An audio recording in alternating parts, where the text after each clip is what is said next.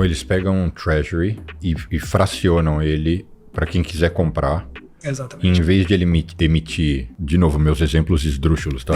Em vez de ele emitir um título ao portador, um papelzinho, ele te dá um token. É o mesmo conceito do fracionar ações? É a mesma coisa. Igual um ETF. Exatamente. Então você pega, eu não tenho dinheiro para comprar uma ação da Apple, sei lá, tá quase $200, mas eu tenho $30 e eu quero comprar a ação da Apple. Então você compra uma fração. A mesma coisa quando você faz com um token. Você cria uma fração daquele ativo.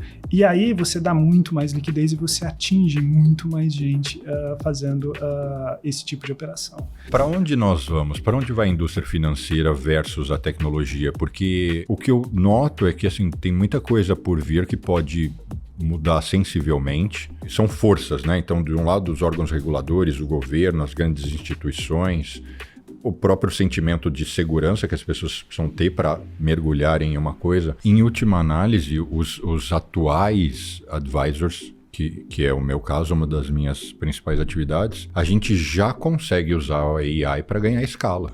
Pra caramba. Então, assim, se até ontem alguém do meu time conseguia, com muito esforço, atender 70 pessoas, hoje ele atende 150. Porque do resumo da reunião até o disparo de e-mails e uma série de outras coisas, está cada vez tudo mais automatizado. E inclusive para ele preparar as carteiras.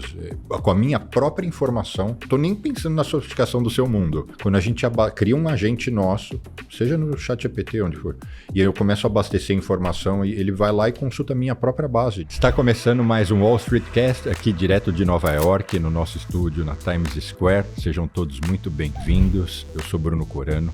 Obrigado pelo carinho e pela audiência de sempre. Se você ainda não segue o canal, uma ótima oportunidade. Não esqueça de acionar o sininho. Para quem quiser também me seguir nas outras redes, sempre @Bruno Corano.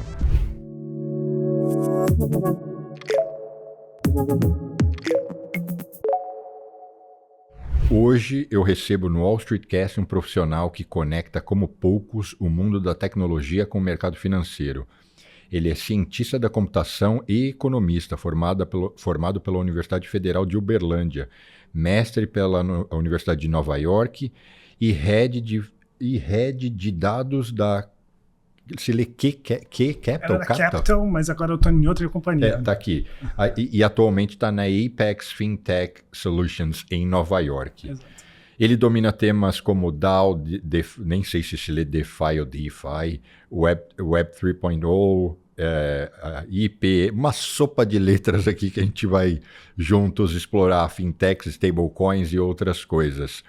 É a segunda vez que eu recebo esse profissional e eu confesso o seguinte, um dos caras que eu já conheci na vida que mais entende de tecnologia para o mercado financeiro, e é um dos caras que quando eu saio para tomar café eu falo, chega, já deu um nó na minha cabeça, deixa eu ir embora, eu vou processar, a gente continua semana que vem. Muito bem-vindo, Antônio Neto. Obrigado por me convidar, é um prazer estar aqui no podcast. Sempre é muito bom falar sobre o mercado financeiro, tecnologia, o que está acontecendo e o que pode acontecer no mundo e trazer conhecimento para as pessoas, fundamentalmente, porque conhecimento de fato é poder e se você entende o que está vindo ou como navegar nesse espaço que muitas vezes não é simples, né? Como você mesmo disse, é uma sopa de letrinhas, letra para tudo quanto é lado. E o que é isso? Né? O que isso faz importa com a nossa vida? Como isso de fato vai influenciar seus próximos passos. Isso é muito interessante, mostrar para as pessoas como é. E no fim, todo mundo vai perceber que não é complicado. Só é muita letra, é tipo sopa de letrinha. Mas no fim, os conceitos são interessantes, simples. Eu vou deixar na descrição do vídeo o link para o primeiro episódio que o Antônio participou aqui, junto com a Ana Paula, do Facebook, que também é um episódio muito bacana sobre inteligência artificial. Agora, Antônio, como é que você se mantém atualizado, informado com esse... Porque você tá no epicentro do negócio que, assim, eu imagino que semanalmente deve ter coisas novas e que isso é o motivo de a gente muitas vezes falar, porque é muito difícil para um cara como eu, que é tão somente economista, né? E conseguir se manter tão atualizado com tantas coisas que é o que a gente vai explorar hoje. Como é que você faz? Lê? Ler demais, conversar muito com as pessoas. Se tem algumas pessoas que você acaba seguindo que são referências que sabem o que vai acontecer e que te dão muitas ideias, insights, mas ler é fundamental, conversar com as pessoas é fundamental, ir bastante em eventos e ficar na ponte. Você estava em São Francisco a semana passada, né? Exatamente. O que você foi fazer lá? Eu estava na Snowflake AI Summit, que era uma conferência de uma semana voltada para AI, lógico, com foco em Snowflake, mas você conseguia ver absolutamente tudo o que está acontecendo com no mundo de AI e no fundamento para o mundo de AI. Esse era o foco dessa conferência. E eu me divido muito nessa ponte aérea entre Nova York e São Francisco. Então isso facilita.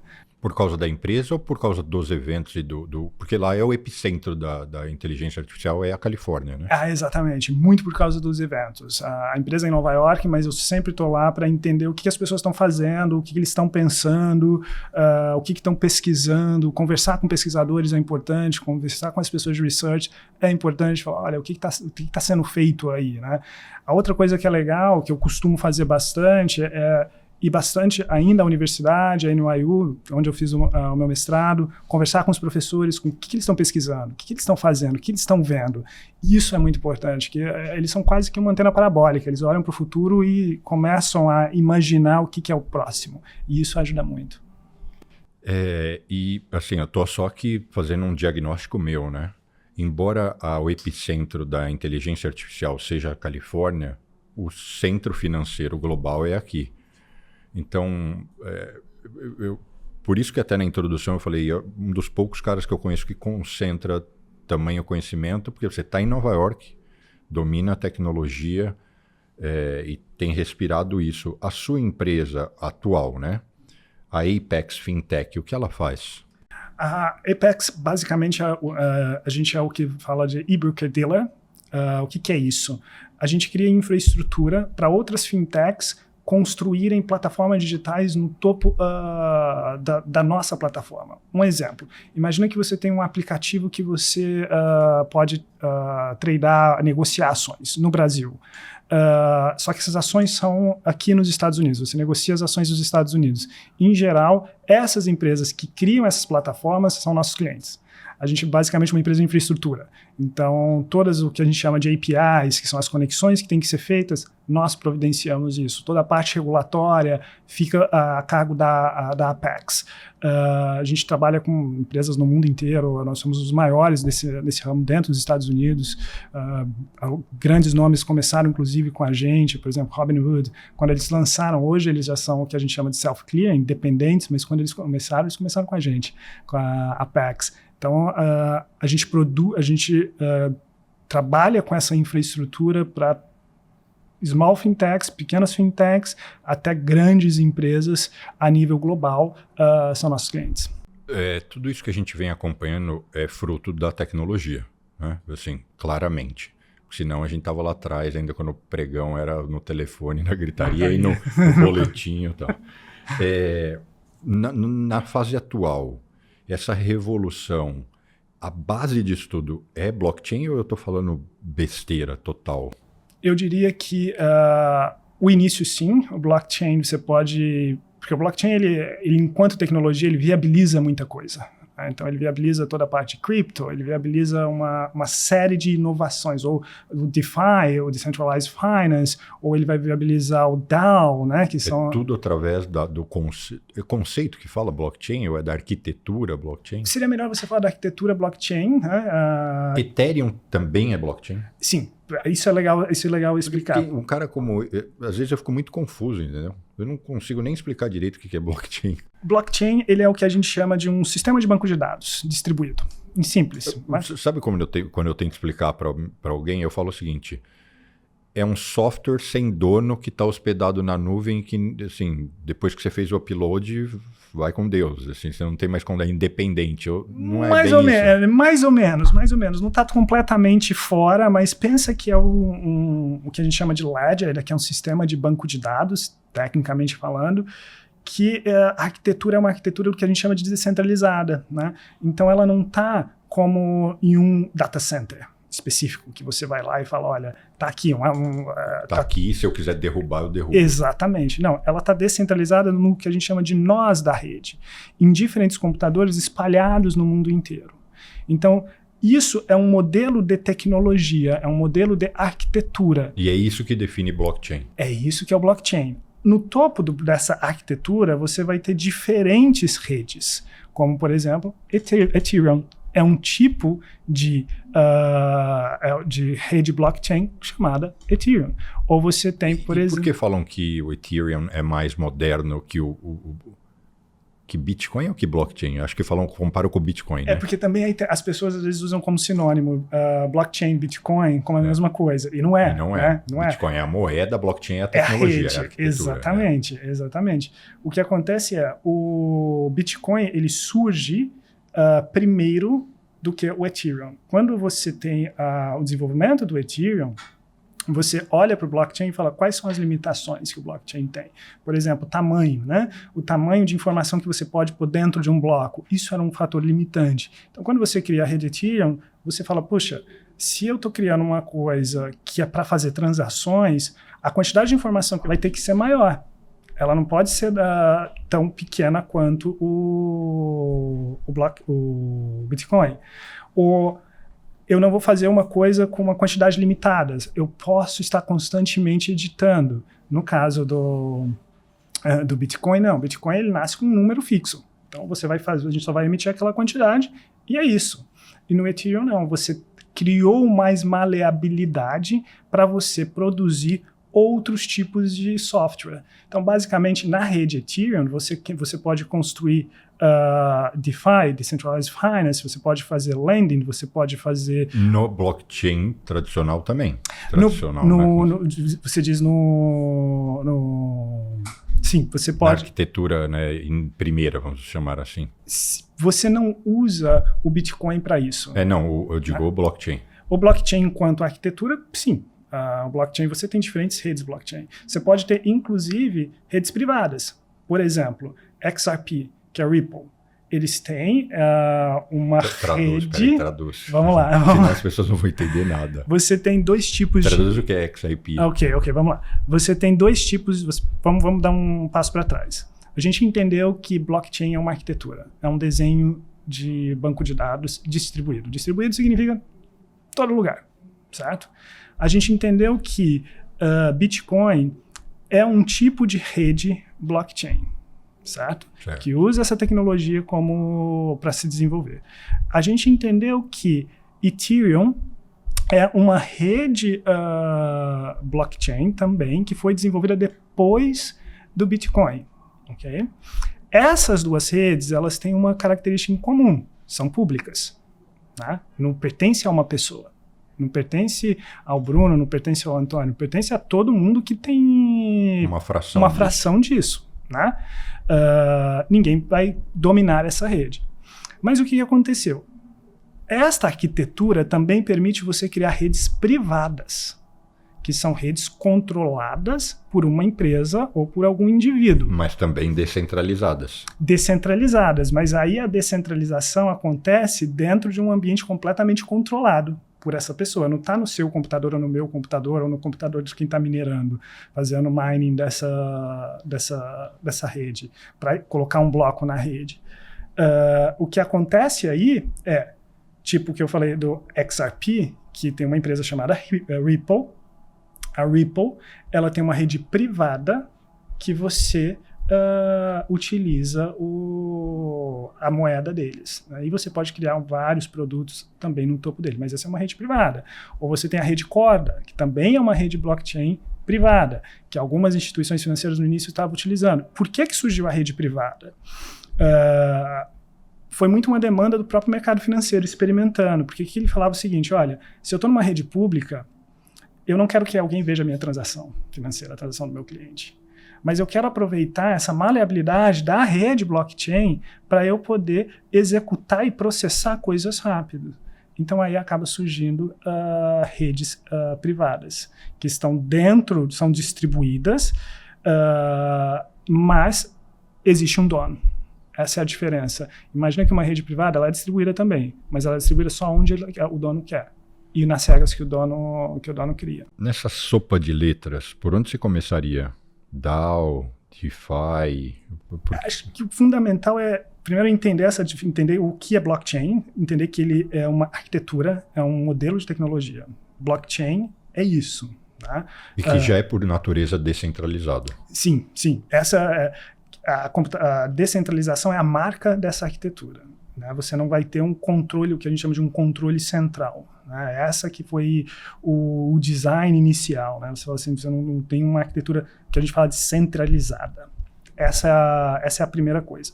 Quando a gente entende que blockchain é a tecnologia que as cryptocurrencies usa, ótimo. E se o público entendeu isso, eu já estou feliz. Ele fala, não, eu entendi que isso é uma tecnologia e às vezes as pessoas chamam de mesma coisa, mas não é. Uma coisa é a tecnologia, outra coisa é o produto, vamos chamar assim. Né? O produto Bitcoin, o produto Ethereum. Bem, se a gente entendeu isso, o que é o próximo passo? Falar, ok, tem o que eles chamam de DeFi, Decentralized Finance. O que é isso? Né? A primeira coisa, são os produtos que você usa que normalmente são construídos no topo de uma rede pública. A mais comum é Ethereum. Você tem a rede Ethereum e aí você cria um aplicativo, o que eles chamam de DApps, às vezes. DApps? DApps, de Decentralized Apps. Né? Então você cria o seu aplicativo no topo dessa rede. Então aí você vê muitas empresas ou muitos aplicativos de transação de próprio cryptocurrency ou lending, né, de empréstimos, sendo desenvolvidos no topo disso. Então, isso você vai ter o que a gente chama de Decentralized Finance. Então, ou exchanges, né, para trocar bitcoins ou outros tipos de cryptocurrency. Mas por que eu montaria o meu aplicativo em cima dessa tecnologia e não da convencional?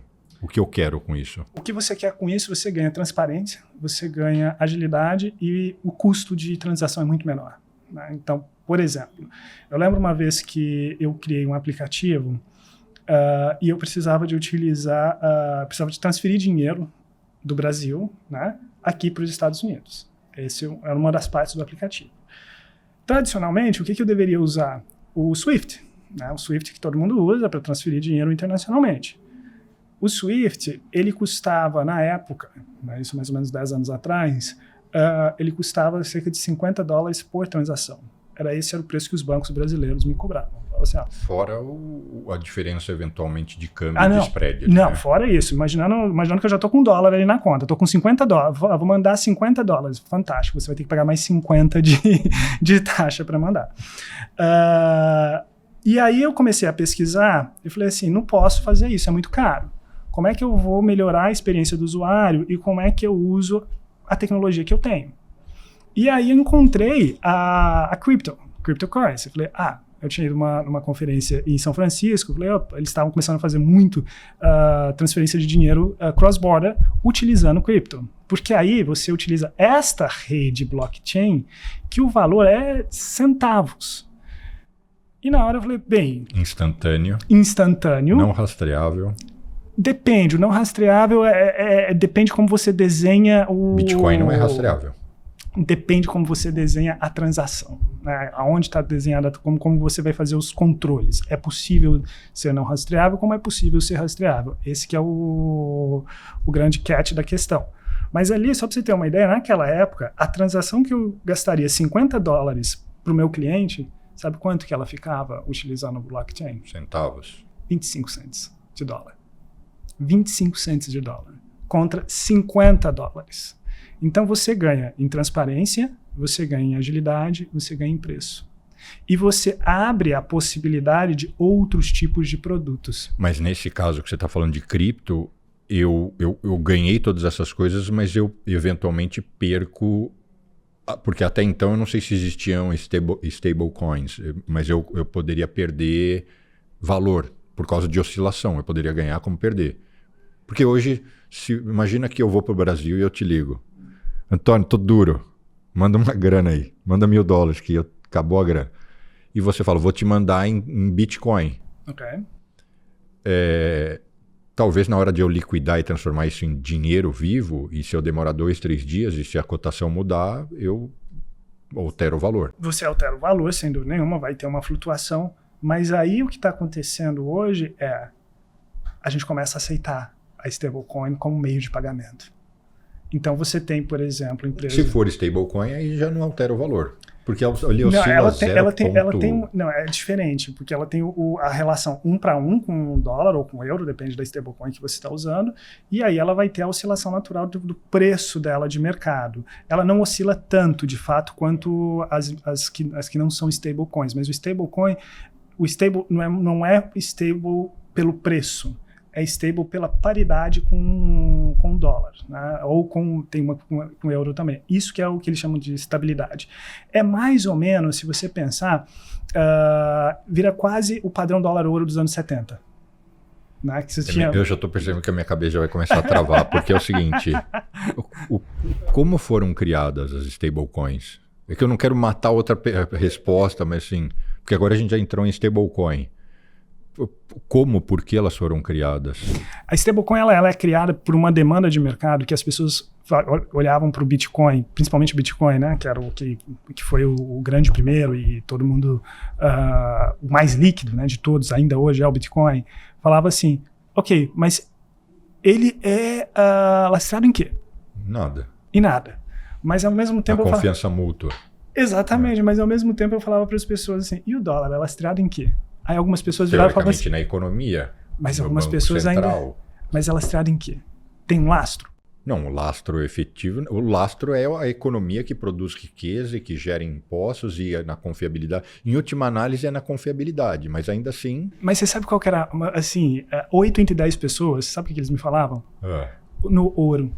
Dos anos 70, né? Mas muita gente achava que o dólar, por exemplo, ou outras moedas no mundo, ainda tinha essa paridade. Eu te contei que eu às vezes vou treinar numa academia exatamente ao lado da bolsa da New York Stock Exchange, e era o Banco Central de Nova York, e a academia fica no subsolo, dentro dos cofres. Vou fazer peito, você entra dentro do cofre 2, mas com aquela porta que é dessa espessura, mas só para... Mas o que aconteceu foi o seguinte, as pessoas não entendiam que o dinheiro, basicamente, ele é na confiança. Você não tem necessariamente um lastro para ele, né? Um lastro real. E aí falaram, poxa, mas e se eu... e aí isso gerava todo o problema de volatilidade também das próprias cryptocurrencies, extremamente volátil, porque, ok, eu lancei uma coisa, eu lançou outra, uma pessoa disse alguma coisa, e aí criando todas essas confusões, algumas pessoas falam assim, e se eu lastrear isso em dólar? E se uma unidade dessa moeda, dessa criptomoeda, for um dólar? Está resolvido? Está resolvido. E aí surge os stablecoins. Então você começa... E simplesmente o cara que cria, ele fala, isso aqui vale $1. Ele fala, isso aqui vale $1, mas ele tem que provar que vale $1. Então você tem auditoria. Lastreando em tesouro. Exatamente. Em títulos do tesouro. Exatamente. Em títulos do tesouro, você tem ali falando, olha, você tem um auditor que certifica que existe esse dinheiro. E que no meu universo, vamos dizer, eu chamo de mundo paralelo, o mundo não paralelo. Falam que as stablecoins hoje já representam $1 bilhão, um número que agora eu não vou lembrar, mas transações são... de consumo dos títulos do tesouro, que já tem a ponto de ser um negócio assim, que o governo, o Fed, tem todo um cuidado, porque não dá para desregular desregular absolutamente isso e impedir, né? Não, a stablecoin, eu tenho mixed feelings com stablecoins, porque eu tenho pessoalmente falando, um certo problema quando eu vejo esses lastros, que eu acho que em algum momento esses lastros eles não funcionam, né? Mas quando você pensa em evolução da moeda e evolução de como as pessoas usam, a stablecoin ela faz um papel importante. Ela faz um papel importante de dar tranquilidade, lastro, para você imaginar, ok, isso ainda eu consigo entender o que é valor. Porque o mais difícil quando você fala em cripto, vira uma discussão tão etérea, né? Tão subjetiva, desamparado, sem fundamento. Né? Que aí você precisa disso ainda para entender, isso de fato tem valor. Porque senão vira simplesmente uma linha de código. Como é que eu valorizo uma linha de código? né? Então, as stablecoins, elas fazem muito isso. Além do dólar, o que a gente também está vendo surgir de stablecoins é, por exemplo, stablecoins colateralizada em tokens de ativos reais. Que aí entra um pouco na sopa de letrinha, o que eles chamam de RWA, né? Que são os ativos reais que viram tokens. Então, a gente já está vendo aqui nos Estados Unidos o que estão querendo lançar? Stablecoins com colateral de treasuries tokenizadas. Por que precisa ser ainda tokenizada?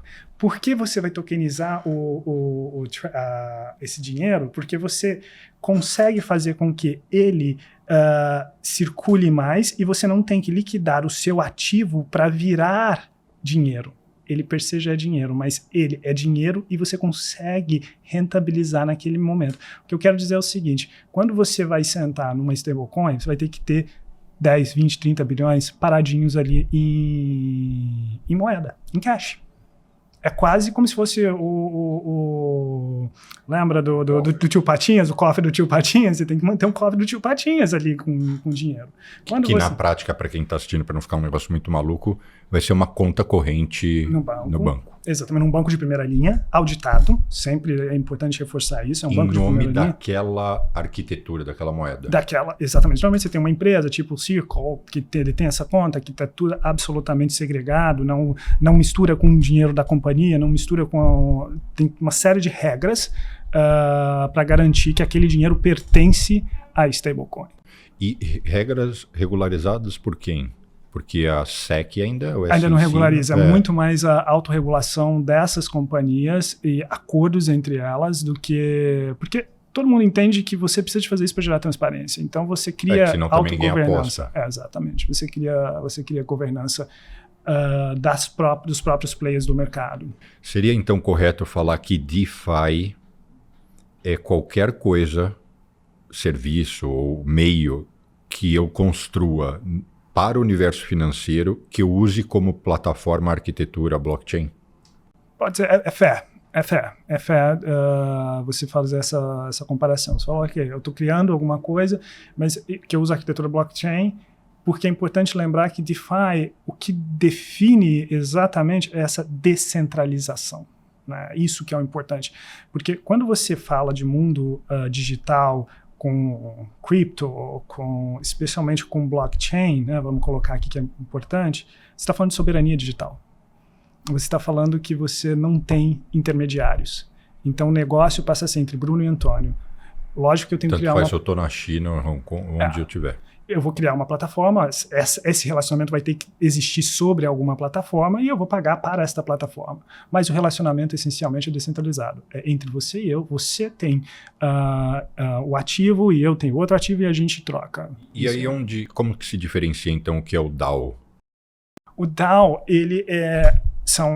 o DAO, vamos pensar que o DAO é como se fosse uma organização, né? Como se fosse quase uma empresa que você pode construir coisas no topo dela também, mas não tem um dono. Os acionistas são quem tem parte desses tokens do DAO. E aí você também descentraliza para onde isso vai. É bem... Você sabe que o que você está explicando é assim... É que para você respira isso. Exato. Vamos imaginar o seguinte, que você tem uma associação, tá? 15 pessoas, ou 10 pessoas, vamos pôr 10 que é um número exato. Cada um sempre vai ter 10%. De forma que ninguém pode ter mais do que 10%. A gente garante isso por conta matemática, quando você começa a fazer essa descentralização. É outra história, mas vamos assumir, por simplificação, que eu tenho só 10 e nenhuma pessoa nunca vai poder ter mais do que 10%. A gente coletivamente decide o que vai ser feito com aquela empresa. A gente vai abrir uma empresa de lending. Ou seja, pode ser um negócio real. Né? Exatamente. Pode ser uma rede de hamburgueria. Que você tokeniza no fim do dia, pode ser. Que você vai tokenizar aquela ação que representa aquela rede de hamburgueria. Pode. Isso você vai colocar dentro do DAO. Então, esta associação coletiva, né, autônoma e descentralizada, criada sobre esta arquitetura, vai ser o DAO. Isso que você tem o DAO. Essa é o princípio existem dele. Já empresas reais que Tem na Suíça. Porque assim, por que a minha cabeça começa a dar um nó? Eu vou usar o exemplo Brasil, mas porque aqui tem um grau de similaridade. No Brasil, eu quero abrir uma empresa. Eu e você, a gente vai lá, constitui um contrato social, registra na junta, tira um CNPJ. Uhum. E aquilo passa, de fato, perante a lei, assim, é uma empresa, é uma entidade, né? Sim. Aqui, para não deixar as pessoas ainda mais confusas, de uma certa forma é semelhante. Só o processo de abertura é diferente, mas você vai lá e a gente constitui uma LLC. Isso. 50-50. É uma empresa, a gente vai tirar o Tax ID Number, né? Enfim, é uma empresa. E essa empresa, tanto no Brasil quanto aqui, a gente pode comprar um carro, um imóvel, fazer investimentos, ter uma conta no banco. Se eu... Não sei nem se remove, eu ponho uma DAO em cima disso, embaixo. Você constrói uma fundação, né? Então, você tem jurisdições para isso. Então, a fundação vai criar aquela entidade. Então, a fundação vai ser o sponsor. Fundação no sentido jurídico. Ela vai ser o sponsor. Então, existem jurisdições, por exemplo, Suíça. Você pode criar a fundação na Suíça e você vai ser o sponsor daquele arranjo, né? E aí você passa todos os poderes para aquele arranjo. Então você vai ter uma entidade, necessariamente, você precisa de ter uma entidade jurídica, porque ela não surge do nada, né? Você precisa de ter um ser jurídico, em geral uma fundação, que vai ser o sponsor, a melhor palavra é ser o sponsor, porque ele não é dono. É isso que eu ia falar, eu quase falei dono, mas eu falei não é dono. Não, ele é um sponsor, ele vai ajudar a regular. Por exemplo, você tem a fundação Ethereum, né? Se você tem a rede Ethereum, quem sponsoriza a rede Ethereum, quem ajuda a organizar isso é a Fundação Ethereum. Você tem fundações que criam DAOs. Então, você vai ter esta fundação que vai sponsorar esta entidade. E aí, você começa a misturar algumas tecnologias aí também. Você pode fazer isso. Você cria mecanismos via coding, como smart contract, para garantir que as coisas vão ser operacionalizadas, automáticas, sem intervenção humana e assim por diante. Então, é porque quando você usa essas tecnologias, você não está usando só uma coisa, uma parte dela. Você está utilizando diferentes conceitos, diferentes tecnologias que vão se entrelaçando, vamos colocar assim. Uma interrupção rápida. Eu venho observando que a maior parte das pessoas que assistem ao nosso podcast de forma regular, elas não seguem o canal. Então eu queria te pedir para você não deixar de seguir o canal, acionar o sininho, para que sempre você seja avisado dos próximos episódios. Voltando. E aí, como a gente explica de uma forma mais simples o que é tokenização?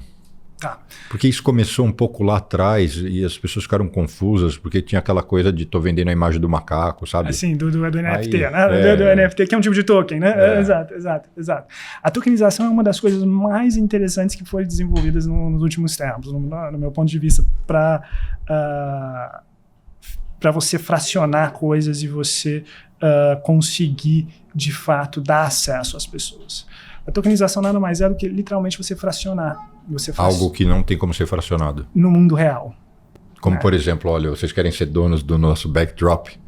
Exatamente. Você quer ser dono desse backdrop aqui. Não tem como a gente recortar ele e dar um pedaço para cada um, até porque vai perder o valor se você fizer isso, certo? Então, o que você vai fazer é o seguinte, você vai digitalizar ele. Você vai colocar uma versão dele no mundo digital. Que vai ser dona do ativo real. Exato, que pode ser dona do ativo real, porque às vezes você não tem um ativo real, né? Você tem só a criação digital. Porque às vezes já é digital. Já é digital, né? Então ele vai ser dono, você vai fazer o que a gente chama de mint, vai inscrever isto dentro de um blockchain, dependendo da rede que você está utilizando. Você vai ser, por exemplo, muito comum na rede Ethereum, você vai inscrever isso dentro da rede Ethereum. E aí você vai falar o seguinte, agora eu posso cortar, slice and dice, eu posso cortar isso em diferentes pedaços e, por exemplo, você pode ter uma fração, eu posso ter uma fração, ele pode ter outra fração. E eu, como era o antigo dono, posso fazer disso uma transação, eu posso vender. Sim. Você quer ser dono de parte do meu backdrop, eu dividi em 50 pedaços. Exatamente. E aí você pode ter um secundário, né? disso. Alguém fala assim, eu comprei isso, ok, vou trocar. E qual é o valor? Aí você entra numa discussão de valor e preço, né? Quanto custa isso? E aí é importante você ter todos esses DeFis da vida, porque isso vai garantir o quê? Liquidez. Porque se você quebrou isso em 50 pedaços, mas não tem onde você trocar, não tem um mercado para trocar, não tem liquidez, vai valer zero. Não tem valor. Entendeu? Então, aí você também começa a tentar estruturar pools de liquidez. Como é que você transforma esse ativo digital em uma coisa com mais liquidez, com mais negócios, com menos volatilidade possível, com mais regras nesse sentido. E, em geral, onde isso é feito? Nas exchanges? Nas exchanges. Você tem exchanges para... E que, para simplificar, assim, é o site que a pessoa entra para comprar, só para facilitar. É o site que a pessoa entra para comprar criptomoeda, mas ela pode comprar outras coisas. Hoje você, com diferentes exchanges, você pode comprar NFT, você pode comprar diferentes tokens, você pode comprar a cripto. Elas estão cada vez mais sofisticadas, porque tecnologia é uma coisa curiosa. O que eu costumo falar é que a gente trabalha em pêndulo, né? Quando ela surge, você está bem especializado. As primeiras exchanges só comercializavam Bitcoin. Aí depois surgiu alguma coisa de Ethereum, aí eles começaram a ter mais Ethereum, aí veio os NFTs da vida, aí você passou a ter acesso aos NFTs, aí vieram os tokens, aí passou a ter acesso aos tokens, vieram as stablecoins, aí você passou a ter acesso às stablecoins, e aí elas vão vender, viram um grande shopping que você pode comprar de tudo um pouco do mundo digital. E do ponto de vista regulamentar, como é que o poder público, em diferentes jurisdições, reconhece, controla e permite essa história de tokenização? Ou isso é um mundo paralelo? Tem muita discussão, porque como é tudo muito novo e tem toda essa... O que é isso? Né? Explicar não é fácil, porque é muito surreal. Né? Quando eu digo surreal, quer dizer... É muito abstrato, inovador, e muito abstrato. Todo conceito é muito abstrato. Então, você tem diferentes jurisdições tratando de diferentes formas, né? Você tem jurisdições mais amigas e jurisdições menos amigas. Você tem, por exemplo, no Brasil, né? Você tem um Banco Central que tem um PIX, que tem um DEX, que está olhando essa parte de tokenização muito mais interessante. Você tem aqui que foi uma briga de anos, né, com a SEC. Crypto e token são estoques ou não, né? O famoso teste se é ou não estoque que você tem que fazer, que é uma forma como a SEC determina. Se é estoque, você tem que fazer, você tem uma série de regras para lançar. Então você tem aqui nos Estados Unidos uma briga grande ainda de regulação, como é que isso vai. Agora que a gente começa a ter os primeiros, a tokenização acontecendo em larga escala, com nomes como Fidelity, BlackRock. Mas o que eles estão tokenizando? Eles estão tokenizando bastante treasuries. Então eles pegam um treasury. Exato. E fracionam ele para quem quiser comprar. Exato. E em vez de ele emitir, de novo, meus exemplos esdrúxulos, tá? Em vez de ele emitir um título ao portador, um papelzinho, ele te dá um token. Ele te dá um token que fala que esse token diz, você é dono de parte disso aqui. E aí o que ajuda é o seguinte, por exemplo, você vai na Fidelity hoje, para tokenização você precisa de $1.000, né? Para você comprar uma Treasuries. Tá? Tecnicamente, você vai precisar de $1, porque você pode fracionar. É o mesmo conceito do fracionar ações. Igual. É a mesma coisa. Igual um ETF. Exatamente. Então você pega, eu não tenho dinheiro para comprar uma ação da Apple, sei lá, tá quase $200. Mas eu tenho $30 e eu quero comprar a ação da Apple. Então você compra uma fração. A mesma coisa quando você faz com um token, né? Você fracioniza, não sei se essa palavra existe, mas você cria uma fração daquele ativo. E aí você dá muito mais liquidez e você atinge muito mais gente fazendo esse tipo de operação. O que o BlackRock acredita, o presidente do BlackRock disse uma vez, tudo pode ser tokenizável e tudo vai ser tokenizável. Né? E RWA é a tokenização de coisas físicas. Coisas reais, exatamente. Como, por exemplo, eu não diria coisas físicas, eu diria coisas reais. Por quê? Pode ser um ativo, uma casa, Pode ser um carro, pode ser um collectible, né? Uma coisa que você faz coleção, mas pode ser também os direitos de uma música. Os direitos de uma música.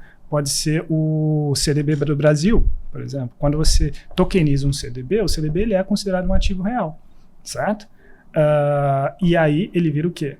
Um token. No mercado brasileiro, pode pegar um exemplo que eu acho que vai ficar mais fácil para todo mundo entender. Token de CDB. Por que isso é interessante? Né? Vamos lá. Por quê? Nem eu saberia responder. Quando porque um CDB no banco é quase que acessível a qualquer um. Todo mundo, certo? Mas aí quando você compra um CDB... Acho que não pode comprar R$1, mas assim, acho que com 10, 15, acho que é capaz de... R$100, vamos colocar R$100, dá para comprar um CDB. Beleza, R$100 dá para comprar um CDB, a maior parte das pessoas podem acessar um CDB por R$100.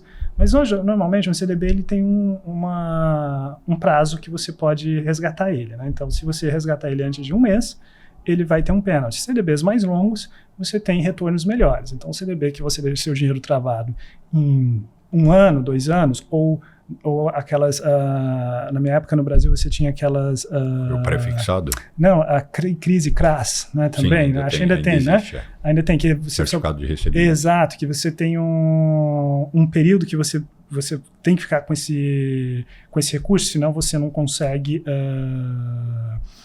você não tem liquidez, ou você vai perder o dinheiro, ou você tem pênalti, e aí vai. Quando você tokeniza isso, você cria um secundário. Não me importa mais se esse CDB vai vencer daqui 30 dias, eu só posso resgatar daqui 30 dias. Eu ponho numa exchange e falo, olha, eu tenho 50% desse meu CDB e eu não preciso nem de vender tudo. Eu tenho 50% desse meu CDB aqui, então eu quero vender ele no mercado secundário. Aí você fala, 50%, taxa de desconto, vale a pena, eu vou lá e compro. Então você cria um secundário, uma liquidez muito maior, além do acesso. A tokenização, desse caso que você deu o exemplo da Fidelity ou acho que você mencionou BlackRock, ela está sendo feita por governança própria ou de alguma forma os órgãos reguladores... Não, ela pede autorização pela SEC. Quando ela vai fazer, ela informa, tem todo um aparato regulatório que ela segue para ter... para usar a tecnologia para vender um ativo que já é regularizado. Exatamente. Vamos colocar que... Porque essa regularização ela tem umas certas limitações. Então, eles fazem algumas análises e pedem autorização, sim, para o órgão regulador em ordem para poder estar mandando, para poder estar emitindo, comercializando esse tipo de ativo. Rapidamente, o que é IPF? IPFS, como é que vocês... Na realidade, ele é basicamente um sistema de arquivos. Né? IPFS. O que acontece o blockchain, como eu disse, ele é uma rede de banco de dados, vamos colocar assim. Basicamente, o que ele guarda é a transação. Né? Vendeu, comprou, ele vai lá e arquiva, vendeu, comprou. Maravilha. Só que a gente às vezes tem alguns arquivos que são muito grandes, muito pesados. Arquivo mesmo, não transação. Arquivo de foto, arquivo de imagem, ou arquivo do que for. Essa é uma rede descentralizada para arquivos. Então, você tem o blockchain, que é uma rede descentralizada, que vai exatamente guardar transações, e você vai ter uma rede também descentralizada que vai guardar arquivos, que é muito bom para a internet, para diferentes business. E você pode fazer a associação dos dois. Você pode ter um blockchain com ele. Eu estou lançando um aplicativo que vai usar com meios de pagamento, que por algum motivo ele gera um recibo e eu preciso de arquivar esse recibo. Então eu vou utilizar o meio de arquivamento descentralizado, que é muito mais eficiente e seguro e simples. Bom, feito essa introdução, vamos começar o podcast? Para onde nós vamos? Para onde vai a indústria financeira versus a tecnologia? Porque o que eu noto é que assim, tem muita coisa por vir que pode mudar sensivelmente. Eu não vejo... São forças, né? Então, de um lado, os órgãos reguladores, o governo, as grandes instituições, o próprio sentimento de segurança que as pessoas precisam ter para mergulhar em uma coisa. O que você vê para frente, aí, num futuro breve, eu digo, qualquer coisa em 10 anos ainda é breve. Breve, super breve. Quero dizer, 10 anos é muito longo, tá? Assim. Mas ainda assim, em termos de vida, chega rápido, né? Não, é porque as coisas estão acontecendo numa velocidade de semanas. Por isso que eu falo, em 10 anos, o mundo em 10 anos... 10 anos eu nem sei. O mundo em 10 anos vai ser uma coisa absolutamente diferente. O que eu estou vendo é o seguinte, é cada vez mais uma associação de diferentes tecnologias. O que eu quero dizer é, você vai ter, de um lado, uma associação de um blockchain com sistemas descentralizados com inteligência artificial. Então, o que eu ando vendo é essas forças convergendo para novos produtos digitais. Tá? E aí, se você entende, você pode entender o seguinte, que o blockchain foi o motor. Né? Então, ele é o motor, ele é uma tração. E no topo desse motor, você vai ter que ter alguma coisa, você tem que construir um carro ou um avião, alguma coisa para pilotar esse motor. E nesse caso, você vai ter inteligência artificial, criando todo esse arcabouço e te dirigindo para algum... Mas como é que você tangibilizaria isso em algum serviço prático, assim, na vida da pessoa? Na vida da pessoa. Imagina, por exemplo, qual que é o drama em geral de uma pessoa, independente da quantidade de dinheiro que ela tem? Tem vários dramas. Financeiros. Tipo, onde eu vou investir? Ou como é que eu vou... como eu protejo meu dinheiro? Como eu protejo meu dinheiro? Ou como eu começo a ter dinheiro para investir? Né? Assim, tipo, a pessoa está completamente perdida. Né? Quando você tem essas novas tecnologias, quando você vai para AI, por exemplo, deixa eu só voltar um passo atrás. Blockchain e tokenização vai popularizar. Vai dar acesso àquelas pessoas que não tinham acesso. Então, ela permite você fracionar ativos que antes só ultra high net worth indivíduos podiam comprar. Tá? E vai criar o quê? Liquidez. Aí, quando você associa isso com agentes autônomos, tá? Que é o que a gente chama de AI agent, que vai poder, por exemplo, ajudar as pessoas a investir melhor, a salvar. Deixa eu só aqui fazer, quando você fala agente autônomo, no sentido de que é a tecnologia, né? Porque você sabe que no Brasil, verdade, no Brasil é o vendedor que vai lá falar para você investir, né? Não, esse vai ser o cara, mas só que cibernético. Exatamente, o digital, a versão digital dele, né? Deixa eu colocar dessa maneira. Então, o que vai acontecer aí? Cada pessoa em um futuro próximo, ela vai ter o seu próprio advisor, seu próprio financial advisor. Só que esse financial advisor vai ser digital, vai ser baseado em inteligência artificial, vai ser baseado nas informações e dados que a gente tem sobre você. Mas então os advisors vão perder o trabalho, a função, o emprego? Eles cada vez mais vão ser demandados por um tipo específico de clientes. Por exemplo, ultra high net worth individuals, né? Milionários, vamos colocar assim. Os outros, você acha... Classe média, média vai alta. Automatizar. Classe média alta. Tem no Brasil, eles usam outro termo que eu esqueci. Eles têm um intermediário personalité, o cara do personalité no Brasil, fugiu a expressão. Esse tipo de pessoa, né, que vai desde do cara com pouco salário até esse que é o cliente personalité, ele vai pro financial advisor digital.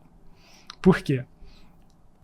Economia de escala. Exatamente. E você tem tecnologia para isso. E padroniza discurso para não fazerem muita merda. Você consegue controlar toda a parte de compliance, governança. Longe tá?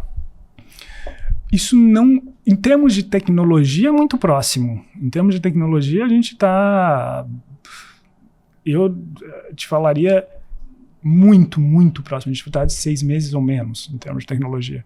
O que segura isso é a regulação, né? Então você tem que ter um arcabouço regulatório para permitir esses financial advisors digitais operar, né? Esse é um grande ponto, falar, ok, até que ponto ele pode ir e como que o regulador vai ver esse financial advisor digital operando. Esse que é o grande problema atual.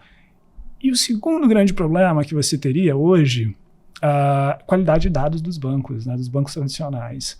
O banco tradicional, eles têm um problema de opacidade de dados não muito bons, porque tem muito sistema legado, né, que complica muito para você aplicar essas tecnologias. Eu costumo falar que nessa era de AI plus blockchain, contexto, né, é o rei.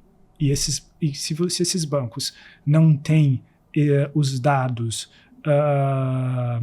em boa forma, em good shape, vai ser muito difícil eles chegarem nisso. Então, sobra um espaço maluco para as novas startups. Em última análise, os atuais advisors, que é o meu caso, uma das minhas principais atividades, a gente já consegue usar a AI para ganhar escala.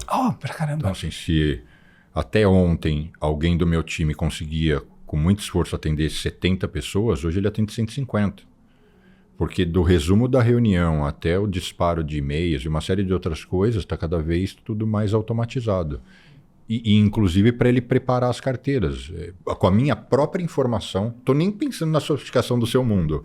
Quando a gente cria um agente nosso, seja no ChatGPT, onde for, e aí eu começo a abastecer informação e ele vai lá e consulta a minha própria base de meu knowledge, né? Exatamente. Ele vai na sua base de dados e fala, ok, Antônio, quem é Antônio, que transações Antônio tem, qual é o perfil de Antônio, lê o seu próprio CRM sobre Antônio, todas as informações que você, ao longo do tempo, trabalhando comigo, pôs na sua base de dados e vai começar a criar uma análise de investimento baseado em Antônio. O que acontece a gente tem algumas revoluções acontecendo, mas as coisas vão muito rápidas. O que você me descreveu foi o que a gente chamava de copilot ou aumentar, né? Ali, ajudar o humano a tomar decisões, a fazer essas decisões. Sim, o próximo passo que a gente vai ser o híbrido. Você vai ter cada vez menos humanos e cada vez mais dessa força digital com você. Você vai chegar num ponto que você vai empregar tanto humanos quanto agentes digitais. E esses dois vão trabalhar juntos, né? E a tecnologia para isso, ela está aí. A gente tem bastante já, um bom resultado de performance, mas o grande problema hoje é regulação. Se você criar uma empresa 100% digital, pelo menos aqui nos Estados Unidos, dificilmente você vai conseguir.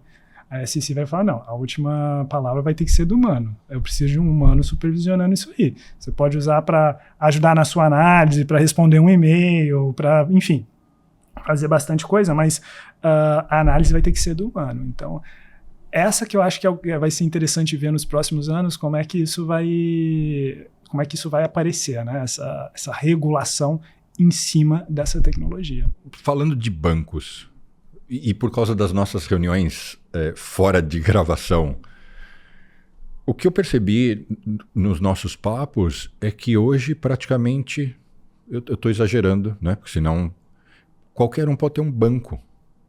Porque antes assim, eu cresci com a ideia de, o cara é banqueiro. É foda. Meu sonho de criança é que por muitos anos eu tirei o pé desse lado de gestão e etc. E fui correr de moto, fui fazer umas loucuras na vida, sem deixar de trabalhar. Mas antes de eu assumir essa vida paralela, na minha cabeça é o seguinte, um dia eu vou ter um banco. E a gente tem analisado possíveis aquisições de pequenos bancos tradicionais. Porque para quem está no Brasil, fala, pô, o cara vai comprar um banco, porque no Brasil tem poucos bancos e grandes, mas aqui tem muitos bancos e tem bancos pequenos, então é relativamente bem acessível. No nosso caso, que a gente administra hoje mais de 2 bilhões de dólares, é totalmente factível estruturar uma operação e fazer a aquisição de um banco. Mas depois das nossas conversas, do ponto de vista prático, em termos de marca e de falar assim, eu tenho um banco aqui, ó, Corano Bank, entra, acessa, abre a conta, põe dinheiro, tá cada vez, me parece, qualquer um pode abrir. Sim, não é abrir a conta, né? Abrir a instituição. Porque na realidade o que acontece você não vai abrir o banco infraestrutura, né? Você vai criar na realidade um aplicativo no topo de uma empresa que é de fato o banco, que vai fazer toda a parte de compliance, que vai ter toda a parte de conta, que vai ter tudo, toda a tecnologia que precisa. É o que a gente chama de banco as a service. Né? Então, você tem muito white label para isso. Então, você vai chegar e vai falar, olha, você vai ter alguma licença muito mais leve do que uma licença de banco, para você poder operar e construir essa tecnologia, essa casca, no topo de uma empresa. Por exemplo, a empresa que eu trabalho, muitas outras empresas que são aplicativos de trading construíram toda a plataforma no topo da gente. Então, o regulatório está com a gente. A mesma coisa com o banco. Então, você tem bancos aqui nos Estados Unidos que eles têm as APIs, o set de APIs, que você precisa para conectar com eles e criar o seu aplicativo Banco Corona. Então, você vai criar ali. Na realidade, ele é cliente deste banco, mas o que ele vê é a sua marca, a sua experiência. Eu não sei até onde você pode abrir isso aqui gravando, mas algumas instituições brasileiras têm exatamente essa formatação, né? Sim. Mas para o brasileiro que está assistindo, quando ele fala Avenue, Nomad e outras, ele acha que de fato aquela arquitetura inteira é a própria instituição, e muitas delas, em algum pedaço ou em todos os pedaços, no fundo elas estão usando o fulfillment, não sei se dá para falar assim, de outros, né? Sim, elas que não tem nada de errado. Não, absolutamente legítimo e legal. Elas têm as instituições delas aqui nos Estados Unidos, né? Regulamentadas pela SEC e pela FINRA, mas elas, em geral, constroem sua plataforma no topo de companhias como a Apex, que vai fazer toda a liquidação, todo o trading para elas aqui nos Estados Unidos. Ela vai ter a broker-dealer dela, ela vai ter o RIA dela aqui, de novo, regulamentado pelo SEC, FDIC, que é o seguro que elas têm. Ela tem que ter um broker-dealer ou ela entra direto, você é o broker-dealer dela? Depende, porque aqui você tem o seguinte, aqui nos Estados Unidos você tem o que a gente chama de introducer broker. Tá? Você vai ter um intermediário, que eu esqueci o nome, e o full broker dealer clearinghouse. Para você ser esse último aqui, é muito caro, você precisa de muito dinheiro, tecnologia, isso e aquilo. O que normalmente as empresas fazem, elas abrem um introducer broker. O que significa um introducer broker? Ela precisa de uma clearing ou uma full broker dealer para operar. Então ela introduz o cliente Antônio digitalmente para a full broker dealer. Outro dia eu estava lendo sobre isso. Essa licença é muito simples de tirar, se eu não me engano. Muito simples. Ela é bem simples, porque todo o regulatório, todo o peso regulatório, por exemplo, se der alguma coisa errada, não é com a introducer broker, é com a full broker dealer aqui. Pelo que eu li, de novo, eu li rápido. Essa licença, no fundo, ela está mais preocupada em orientar e regular como esse cara pode se vender e se posicionar no mercado, para não falar o que não deve, para não criar uma confusão. Mas, de fato, a operação ela é liquidada e é gerenciada pelo full broker. Né? Exatamente. Quem vai fazer o que a gente chama, né, vai no street, né, na rua, para comprar as ações, para executar todo o trading, que vai fazer a custódia do trading, quem vai fazer tudo, liquidação, settlement, tudo, é o full broker dealer, não vai ser o introducer broker. Isso é igual, já é possível essa mesma arquitetura para banco? Banco, você tem essa arquitetura, você tem duas arquiteturas para banco. O que acontece isso falando aqui de Estados Unidos, tá?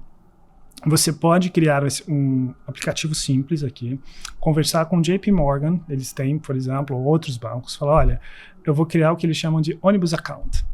Então, você cria o que a gente chama de esquema de FBO, aqui nos Estados Unidos, que é uma conta em benefício de alguma pessoa. Tá? Então, você tem a Corona Company, tá?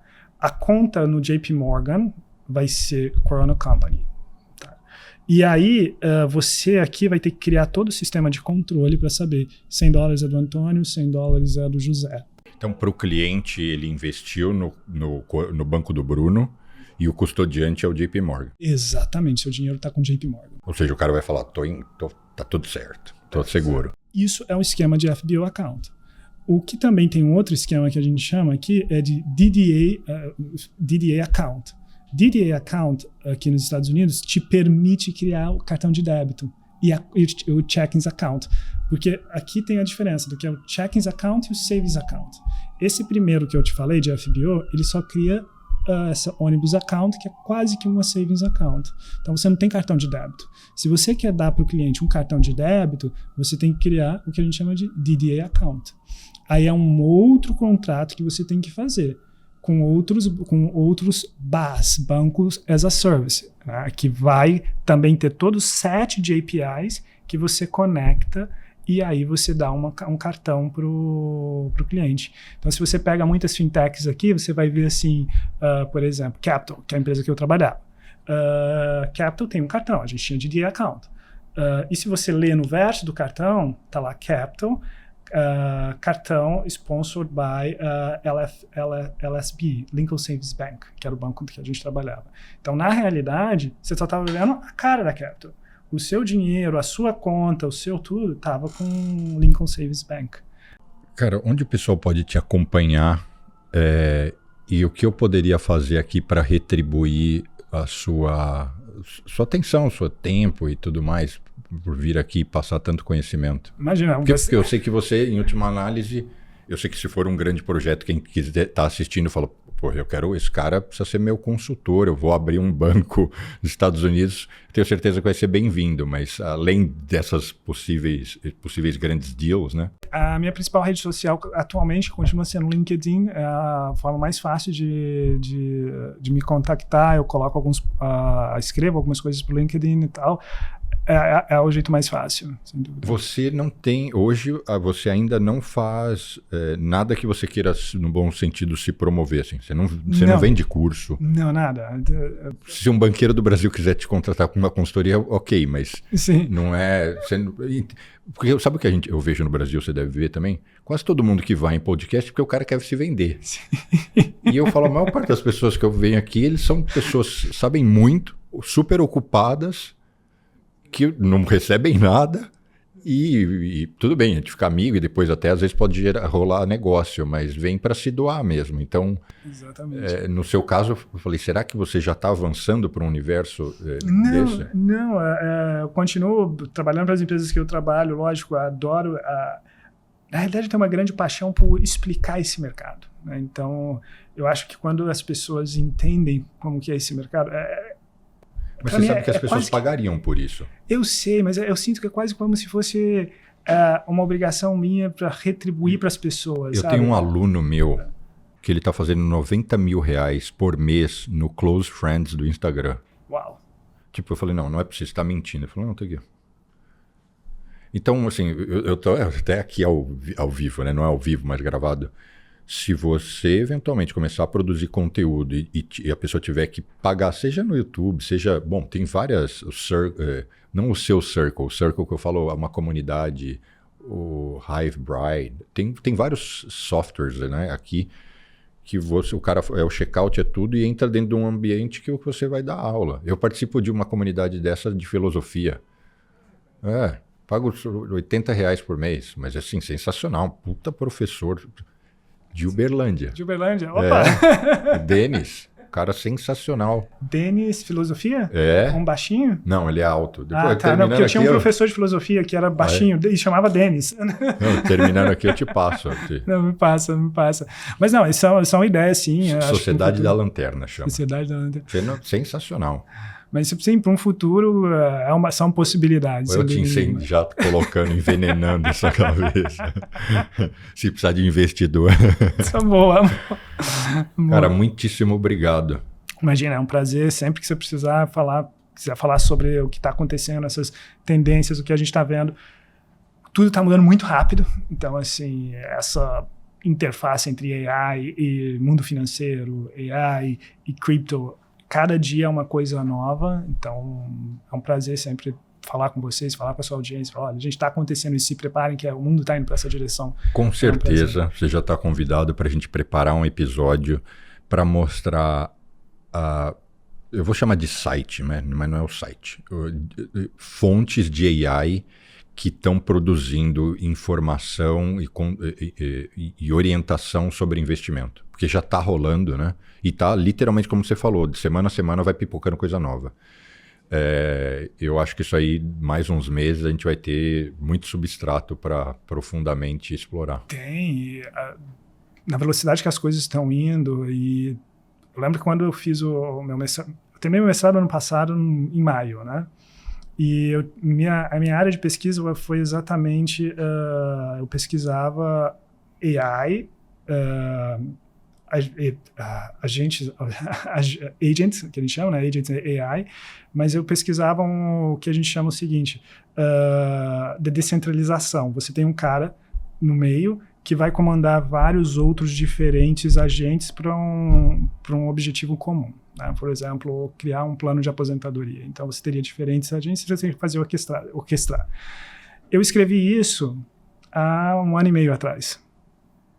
Hoje já está velho, que eu escrevi há 1 ano e meio atrás. Superado. Assim, a arquitetura que eu tinha pensado já está 10 vezes à frente, coisa que você fala, puta, há 5 anos atrás nunca ia envelhecer tão rápido. Então, esse mercado está mudando muito, muito, muito rápido. Prazer máximo falar e divulgar, falar, gente, olha, está acontecendo isso. Olha para onde o mundo está indo e vamos nessa direção. Então, até o próximo episódio, ou a gente abriu o banco do Bruno, ou você já está com a sua mentoria. Perfeito, tá certo. Muitíssimo obrigado. Obrigado, Bruno. Prazer. E obrigado a todos que nos acompanharam até aqui. Obrigado pela audiência, pelo carinho. Não esqueçam de deixar o like. Para quem quiser me acompanhar nas outras redes, sempre @Bruno Corano. E eu vou deixar aqui uma sugestão de episódio, que é justamente o episódio que eu tive a presença aqui do Antônio, junto com a Ana Paula do Facebook, que também está bem interessante. E vejo vocês a semana que vem. Obrigado.